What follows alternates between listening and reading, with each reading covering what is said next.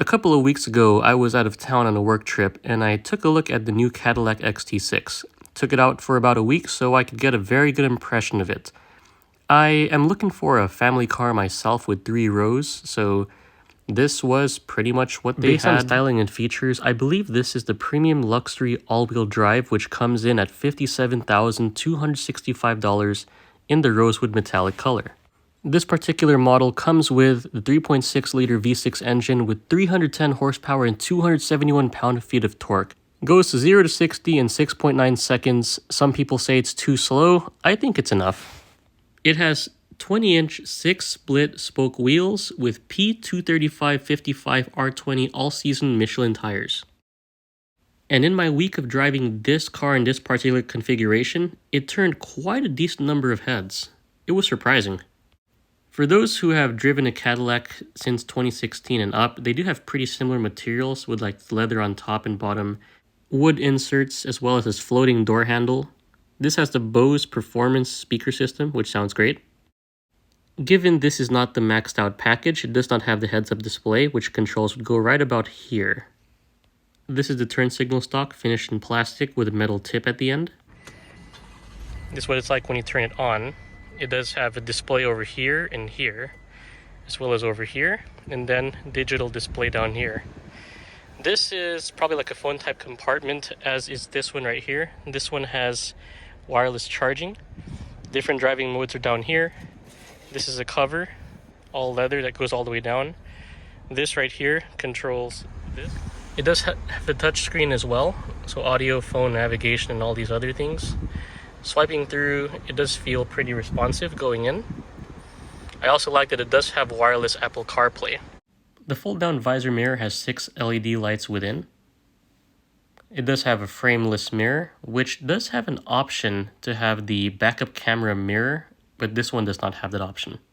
This has the panoramic sunroof. With one touch, I can open the shade and lets in a lot of light. Now, unfortunately, it does get very hot in the cabin and you'll have to use a lot of AC if you have this on during those hot summer days. This does seat 7 people, so 2 in the front, 3 in the middle, and 2 in the back, although you could opt for caption chairs. So with me in the front seating position set, you can hop in the back right here.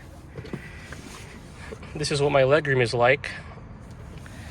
You are able to reach down here and adjust forward and backward as well to have additional legroom. And go even more forward if you decide you want to give your rear passengers even more legroom. So here's more climate control. You also have a USB-C and a regular USB port.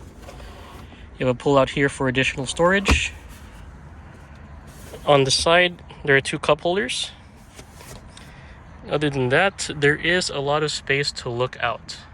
So over here, if we pull this out, if we have all 6 passengers in here, this is pretty much all you can store is a couple of duffel bags, because you're not going to have room with these seats folded upward.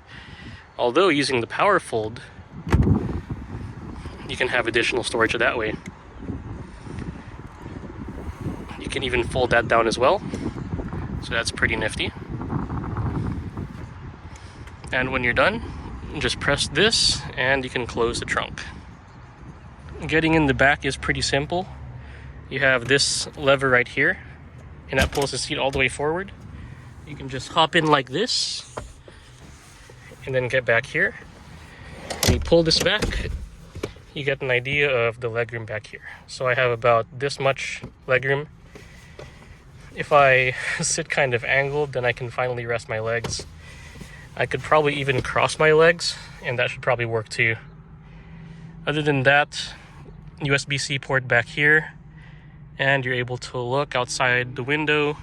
So from back here, you can also power fold the 3rd row, and you can even fold it back up as well if you so desire. Comparing this to a Toyota Highlander, Lexus GX, and Honda Pilot, this has more legroom in the rear, and it does ride nicer. Although the Toyota Hybrid will get better fuel economy. So scrolling through this menu over here, you just thumb through on this side, and access the music, navigation, settings are here. If you want to scroll down, you just use this. Other than that, cruise controls over here, as well as the heated steering wheel, voice control, phone, volume over here. And having driven this for a while, I wish they would cheap out less on this. They had nicer plastic towards the bottom, but not towards the center of the steering wheel. With this new shifter, they decided to confuse the less tech-savvy buyers. But to put it in drive, hold this button, pull it down, puts it in drive. You pull this button and then pull it again, it goes to manual mode. If you push it up, it goes to neutral. If you push it up again, you have to use this button to put it all the way in reverse. Similar to that BMW style shifter. Thankfully, you don't have to remember to put it in park when you stop the car. If once you press the power off button, it just puts it in park automatically. Looking at the Cadillac XT6, I probably would buy one. As long as it has the Super Cruise feature, the HUD feature, the surround vision camera, basically just max it out and make it a sport edition. Other than that, I hope you guys liked the video and I hope to see you in the next one. Thank you very much.